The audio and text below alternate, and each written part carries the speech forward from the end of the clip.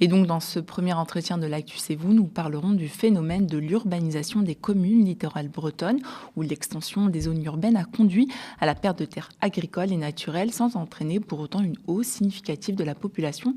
Bien au contraire. Bonjour Jérémy. Merci d'être avec nous aujourd'hui. Et donc, vous avez enquêté sur le sujet avec votre confrère Denis Vanier. Depuis combien de temps est-ce que vous avez observé une tendance justement à l'urbanisation croissante sur les communes littorales bretonnes et quels ont été les principaux moteurs de ce phénomène ? Alors j'ai peur que je ne puisse pas vraiment répondre à cette question parce que d'abord, nous on s'est travaillé sur les 10 dernières années, en gros 2010-2024. On n'a pas forcément d'indicateurs qui pourrait nous dire, nous permettre d'affirmer qu'il y a une urbanisation avant, mais a priori, elle n'a jamais vraiment cessé.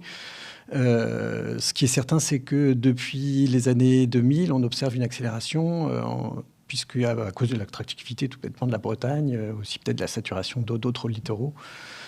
Voilà. Ensuite, quels ont été les moteurs ? C'est une excellente question. À mon avis, c'est plurifactoriel. Il y a à la fois la volonté des gens de vivre dans cette belle région, tout bêtement. Il y a des résidences secondaires. Il y a le littoral qui attire de plus en plus, évidemment.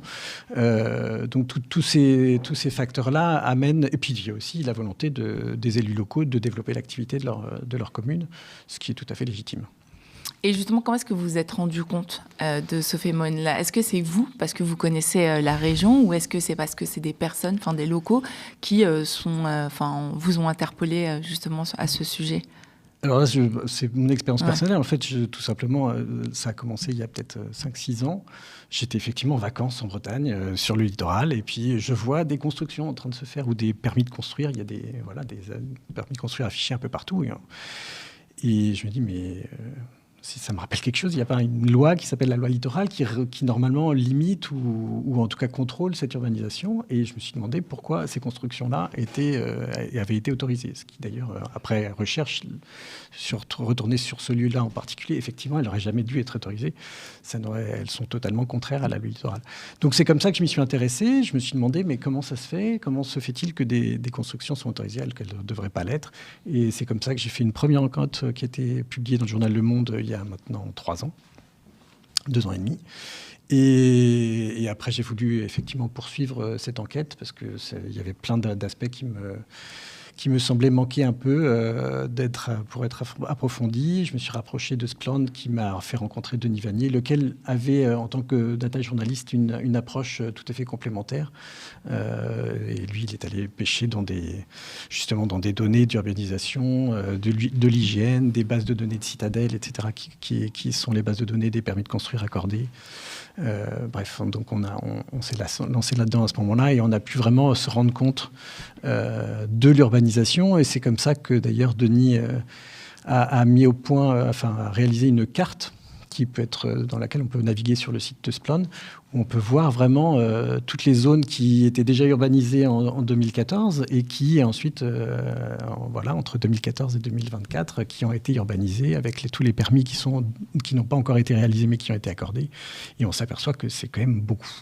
Et on arrive à 6400 hectares de terres artificialisées simplement sur la bande de 5 km du littoral. Donc on ne s'intéresse même pas au reste de la Bretagne. Vraiment, on s'intéresse juste à la bande littorale. Voilà. Et justement, il y a certains maires qui, vous le dites dans votre enquête, qui justifient cette extension des zones urbanisées par la nécessité d'attirer de nouveaux habitants et donc d'une certaine façon de soutenir l'économie locale. Est-ce que vous pensez que ça a eu l'effet escompté sur la population et la création d'emplois dans ces communes ou pas du tout ? C'est très variable selon les endroits, vraiment très très variable. Ce qui est sûr, c'est que c'est pas la recette absolue.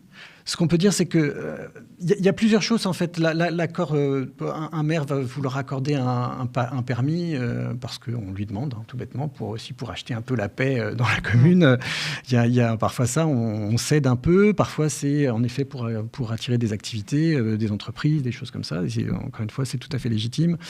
Et parfois, il y a d'autres motivations qui sont peut-être un peu moins avouables. Mais ce qui est certain, nous, c'est qu'effectivement, on a un résultat, grâce à toute la quantité d'informations à laquelle on a pu avoir accès, et qui sont d'ailleurs des données qui sont accessibles à tous. C'est disponibles sur les différents sites de l'État. On a pu constater que si on regarde les 270 communes du littoral, il y en a pas peut-être une cinquantaine, il y en a plus d'une cinquantaine qui construisent beaucoup et qui perdent des foyers, qui perdent des classes. Donc, potentiellement, le pari est raté. Ensuite, il y a des communes qui gagnent de la population, qui en bétonnant, gagnent. On s'aperçoit quand même que la plupart, encore une fois, c'est pas une règle générale, mais il y en a beaucoup qui sont dans la périphérie des grands centres urbains, comme Saint-Malo. Saint-Malo est une petite commune qui est quasiment intégralement urbanisée. Donc, les communes alentours profitent de l'attractivité du centre pour construire et pour attirer des gens. Voilà. Mais on a quand même... On fait lorsque les maires disent nous on construit pour attirer des gens, pour attirer des gens et pour attirer de l'activité économique, force est de constater que ça ne fonctionne pas. En tout cas, il n'y a pas de corrélation entre les deux. Parce qu'il y a d'autres, vous avez donné d'autres exemples. Il y a par exemple la commune de Kerlouan qui, malgré justement l'extension des zones urbanisées, la population elle a diminué. Donc entre ce qui est dit, on va dire le projet, on sent bien quand même qu'il y a un paradoxe dans certaines communes. Oui, alors l'explication, elle peut être diverse. On peut la trouver. D'abord, le truc le plus évident, c'est les résidences secondaires. C'est-à-dire qu'on les construit et puis ça n'attire pas des gens. Alors on peut espérer qu'à terme, les gens qui ont construit ces résidences secondaires vont venir peut-être finir leur vie sur le littoral. Mais entre-temps, il y a quand même un foyer vide. Et puis, c'est pas avec des personnes âgées ou avec des résidences secondaires qu'on remplit les classes et qu'on fait de l'activité le reste de l'année. Finalement, on ne fait de l'activité que pendant les vacances scolaires, donc ça ne suffit pas. En tout cas, ça ne justifie pas disons que l'investissement en vaut-il la chandelle, je ne sais pas. Et donc, il y a un chiffre, c'est environ 9% des permis de construire qui ont été délivrés sur la côte, qui concernent, donc, comme vous le dites, les résidences secondaires. Et ces résidences ont eu une influence, donc vous l'avez dit, le vieillissement de la population, les conséquences pour les écoles, les services de santé et l'économie locale. Mais l'article mentionne aussi que l'artificialisation des sols a conduit à la perte de terres agricoles et d'espaces naturels. Quel est justement l'impact à long terme sur l'environnement de ce phénomène-là ? Alors, je voudrais juste corriger une chose. Vous dites 9%. En fait, 9%, c'est les 9% déclarés. Mais une personne n'est pas forcée de déclarer qu'il va construire une résidence secondaire. Donc c'est beaucoup plus, finalement. Et puis, ça peut être... ensuite, résidence secondaire, c'est compliqué à qualifier parce que si c'est des gens qui ont grandi sur la commune, qui sont allés travailler un peu plus loin et qui reviennent sur la commune, est-ce que c'est compliqué. 9%, c'est le pourcentage déclaré et on n'est absolument pas... quand on demande une permis de construire, on n'est absolument pas obligé de dire est-ce que ça va être une résidence secondaire ou pas. Donc, ça, c'est la première chose. Alors, ensuite, le problème de cette urbanisation croissante, il se décline sur tous les fronts, en fait. Il se décline sur le côté écologique. Ça, c'est la première chose qu'on voit. C'est qu'on urbanise, donc on imperméabilise les sols, par exemple, parce qu'on a vu à Valence ce que ça pouvait apporter avec des inondations, des choses comme ça. On réduit la biodiversité. Ça, c'est aussi une évidence. Ça a un impact sur les écosystèmes. Ça aussi, si on regarde les terres agricoles, alors la Bretagne est une grande région agricole, donc on n'en est pas encore là. Mais par exemple, sur des îles, si on réduit les terres agricoles, ça veut dire que l'île ne produit plus sa propre production agricole pour nourrir sa propre île. Elle est de moins en moins autonome. Alors on peut se dire qu'effectivement, on peut faire venir les aliments du continent. C'est ce qui se passe sur Belle-Île. Et on a de moins en moins de terres cultivables, donc on les fait venir par bateau. Mais est-ce que, encore une fois, c'est la question de produire local, manger local, etc. Au-delà de ça, il y a aussi la question de la démographie. On s'est amusé à regarder un peu, à faire un graphique entre la distance du littoral et l'âge. Et on s'aperçoit que à 200 mètres du littoral, c'est vraiment des gens plus âgés qu'à 5 km du littoral. On a vraiment une courbe décroissante très, très nette, très, très significative. Mais ça veut dire aussi que sur les littoraux, comme je vous le disais, on va attirer plutôt des personnes âgées, des personnes qui vont venir finir leur vie là, et c'est très bien, mais pendant ce temps-là, qui va s'occuper d'eux ? Par exemple, les emplois, les gens ne vont plus avoir les moyens de se loger sur le littoral. parce que c'est beaucoup trop cher. C'est aussi ça le problème de cette urbanisation croissante du littoral, c'est que le foncier augmente énormément. Donc les gens qui vivent là ne peuvent plus vivre là, enfin ne peuvent plus se le permettre, un peu comme ce qui se passe dans des grandes régions comme dans la ville de Paris. Les gens qui travaillent à Paris ne peuvent pas forcément se loger à Paris. Et là, c'est la même chose qu'on observe sur l'île d'Eau. Les gens qui travaillent sur le littoral peuvent de moins en moins se loger sur le littoral. Donc, par exemple, on va dire, oui, d'accord, il y a des personnes âgées, mais résultat, il faudra bien s'occuper d'elles. Oui, mais les gens qui s'occupent d'elles, elles vont devoir venir de beaucoup plus loin, par exemple, tout bêtement. C'est rare aussi. Rares sont les communes qui bétonnent, qui respectent vraiment totalement les pourcentages de logements sociaux, par exemple. Voilà, tous ces enjeux-là, et encore j'en oublie, mais certainement, mais tous ces enjeux-là sont là et se posent de manière très, très prononcée. Et justement, il y a certains élus qui continuent de favoriser cette extension donc, des zones urbaines, malgré une loi, donc c'est la loi zéro artificialisation nette, donc ZAN.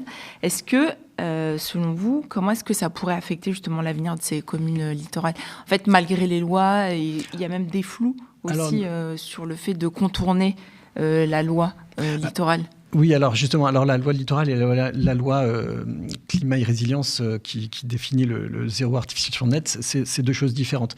Effectivement, nous, en fait, on s'est justement posé cette question. La loi littorale est là pour protéger les littoraux d'une artificialisation croissante. Elle est là depuis 1986, donc ça fait presque 40 ans. Et la loi ZAN, le ZAN devrait se mettre en œuvre d'ici 2050. Et nous, on s'est posé la question, quelles leçons tirer de l'application de la loi littorale pour le ZAN, pour essayer que ça se passe mieux.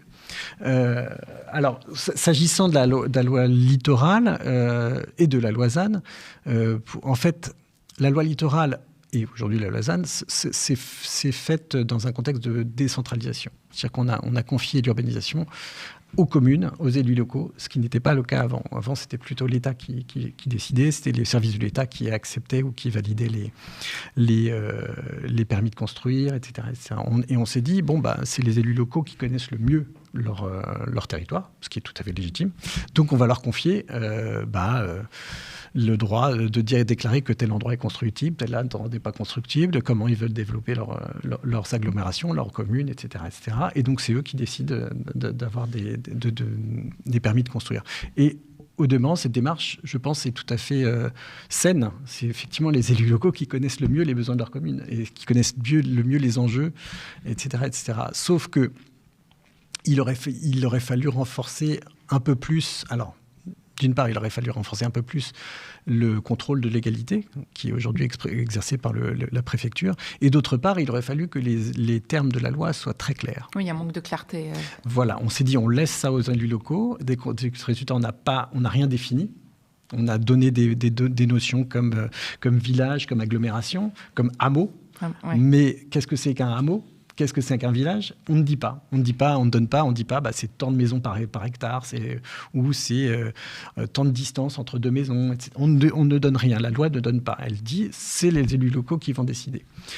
Comme c'est les élus locaux qui décident, en fait, c'est le contentieux qui va décider. C'est le juge qui va juger des contentieux entre les riverains et la commune, entre plusieurs riverains qui veulent dire non, moi je veux pas que tu construises là, etc. Ouais. Le juge va décider et c'est finalement la jurisprudence qui va un peu modeler, définir les termes du débat. Sauf que la jurisprudence est extrêmement fluctuante d'un lieu à l'autre, d'un juge à l'autre, d'une cour à l'autre. Et donc, en fait, on reste assez flou. On reste dans des choses assez floues. Par exemple, il y a un arrêt très important de 2007 qui a dit, là, on a plus de 50 maisons autour avec une église, un commerce, etc. Ça, c'est un village, on a le droit de construire, on a le droit d'étendre l'urbanisation. Et on l'a fait. Résultat, cette jurisprudence a été reprise et un peu déformée. Alors, de 50, on est passé à 40, et puis de 40 à 30, etc. Donc, maintenant, les villages, qu'est-ce qu'un village ? On ne sait toujours pas exactement. Et c'est le vrai problème de la loi ZAN qui... on ne connaît pas forcément très, très bien les modalités d'application de cette loi ZAN, mais, du zéro artificialisation nette. Mais ce qui est certain, c'est que pour l'instant, l'état actuel des choses, elle n'est pas plus précise.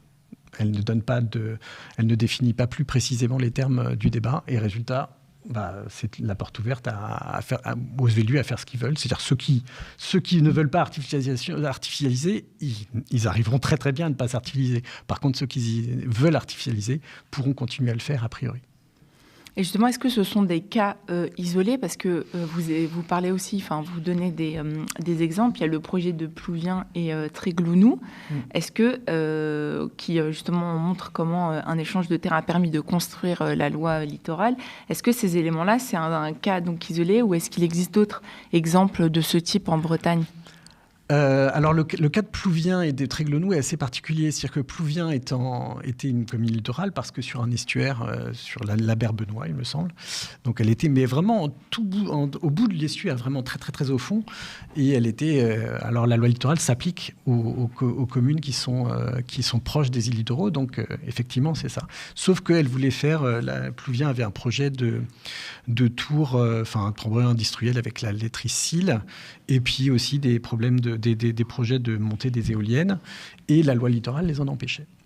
Donc, le maire de Plouvien a dit, très bien, nous, en fait, on a une bande de terre qui doit faire 500 mètres de large, ou à peine plus, qui nous donne accès à la Berbenois, et si on donnait cette bande de terre à la voisine?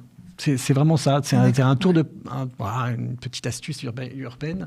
Il a donné un petit peu de terre à sa voisine pour ne plus dépendre de la loi littorale. Au passage, en fait, on peut quand même se poser de la question. Ça a été validé par les services de l'État, par la préfecture du Finistère, mais on peut quand même se poser des questions parce que, certes, la bande de 100 mètres reste inconstructible, etc., mais il y a plein d'espaces remarquables du littoral qui vont un peu plus loin que juste la bande des 100 mètres, qui vont parfois jusqu'à 1 kilomètre, 2 kilomètres, qui là ne sont plus protégés puisque la loi littorale ne s'applique plus. Alors, à ma connaissance, c'est le seul cas. C'est le seul cas de ce type en Bretagne et même en France, à ma connaissance. Cependant, en fait, ça, c'est une manière de s'abstraire de la loi littorale, de se retirer, de ne plus dépendre de la loi littorale. Mais même en dépendant de la loi littorale, il peut y avoir beaucoup de manières de dire, de la contourner. Alors d'abord en disant que, par exemple, tel endroit qui est un hameau, qui pourrait être... Il y a un côté un peu subjectif, c'est-à-dire quand on voit un petit hameau, un petit amas de maisons, on peut se dire, si, c'est un hameau. Il y a quand même beaucoup de maisons à cet endroit-là. Et alors très bien, ok, mais en fait c'est un village. Il y a même des maires qui vont mettre un panneau village à l'entrée pour dire, j'ai le droit c'est un village, donc j'ai le droit c'est un petit tour de passe-passe. Alors il y en a d'autres, il y a des maires qui vont pour asseoir la notion de village ou la notion d'agglomération, ils vont tracer au sein de ces villages et ces agglomérations un petit centre urbain. Parce qu'on a le droit, ça, dans les PLU, de dire, ça, c'est un centre commercial, c'est un centre, le terme m'échappe exactement, mais c'est en fait un périmètre au sein de l'agglomération dans lequel la municipalité a un droit de préemption pour ouvrir des commerces. C'est des choses pour faire vivre les centres-villes. Et en traçant un peu arbitrairement un centre urbain comme ça au sein de son PLU, on peut dire, regardez, c'est un village, puisqu'il y a même un centre-ville. Et alors qu'on a vu ça quand même dans plusieurs cas où ce centre urbain, il n'y a pas un seul commerce, il n'y a pas moyen d'en ouvrir non plus, d'ailleurs. Donc c'est assez... on a beaucoup de techniques comme ça. Alors aujourd'hui, il y a aussi en fait, à chaque nouvelle mouture de la loi, on invente des nouvelles notions comme les secteurs déjà urbanisés, etc. Et à chaque fois, ça donne lieu à des possibilités soit de densifier l'urbanisation, soit de l'étendre. Et justement, pour conclure, selon vous, quels seraient les leviers qui pourraient être utilisés justement pour renforcer les capacités de contrôle et de régulation à la fois des préfectures et des municipalités sur ces projets-là? Parce qu'on se rend compte, on se pose aussi la question, la faute à qui? Est-ce que c'est la faute des municipalités ou des préfectures? C'est complexe. Il y a plusieurs leviers que je verrais. Le premier, ce serait de mieux écrire la loi, tout bêtement, de définir les choses plus clairement, vraiment, très clairement. Un village, c'est ça. Une ville, c'est ça, parce que ça va être ça avec le ZAN, c'est la même chose. C'est de définir très clairement ce que c'est une bonne fois pour toutes. Alors ensuite, on peut se dire, de toute façon, les élus locaux auront toujours une marge de manœuvre, parce que c'est pas parce qu'on dit tant de maisons par hectare qu'on peut pas voir un peu. Y a toujours moyen de négocier un petit peu. D'autre part, l'autre identification que j'ai, c'est évidemment renforcer les services de l'État pour contrôler la légalité des documents d'urbanisme. Parce que pour l'instant, nous, ce qu'on a constaté, c'est que les services de l'État, les services préfectoraux dédiés au contrôle de l'urbanisme, déjà, ils sont dédiés, mais en fait, ils ont aussi d'autres missions, donc ils s'éparpillent un peu. Mais en gros, les services, c'est 5 personnes maximum, en sous-effectif notoire, sachant que voilà, on a maximum 5 personnes qui doivent s'occuper de 30 000, parfois, actes d'urbanisme par an. C'est complètement, ça dépasse l'entendement. C'est pas possible. Alors résultat, ils en gardent quelques-uns, puis voilà. Et il y a beaucoup. Moi, il y a une notion que j'aime bien qui est la transgression ordinaire. La transgression ordinaire, on le fait tous. C'est ne pas traverser dans les clous. On est sur la route, il y a un cycliste qui est là et qui nous bloque un peu, qui avance à 15-20 km/h, on a envie de le doubler, mais il y a une ligne blanche, on franchit la ligne blanche. On n'a pas le droit, mais on le fait on se dit c'est un cycliste, ça va. Ouais. On le fait tous, vraiment, et je ne jetterai pas la pierre. Moi, je fais aussi de la transgression ordinaire sur certaines choses. Mais en l'occurrence, sur des décisions d'urbanisme, on va soumettre un permis de construire que l'on sait délibérément. Moi, j'ai vu un permis de construire, c'est hallucinant parce que sur le permis, l'architecte a fait figurer la limite des 100 mètres. D'accord. Donc, il sait que la limite des 100 mètres est là. Il sait qu'il n'a pas le droit de construire à cet endroit-là. Mais il le soumet quand même et le permis est passé. Et alors, est-ce qu'il est passé ? Il est passé parce que le maire a dû dire très bien, voilà. Et ensuite, est-ce que les services de l'État sont passés ? Ça, on n'en sait rien. A priori, moi, je pense non, parce que sur 30 000 actes d'urbanisme, je ne vois pas comment il ait pu prendre celui-là. Mais je pense que s'il était tombé sur celui-là, il aurait dit non. Donc, en fait, sur un malentendu, ça peut passer. Voilà. Merci beaucoup, Jérémy. On peut retrouver donc cette enquête sur le journal Splan. Oui.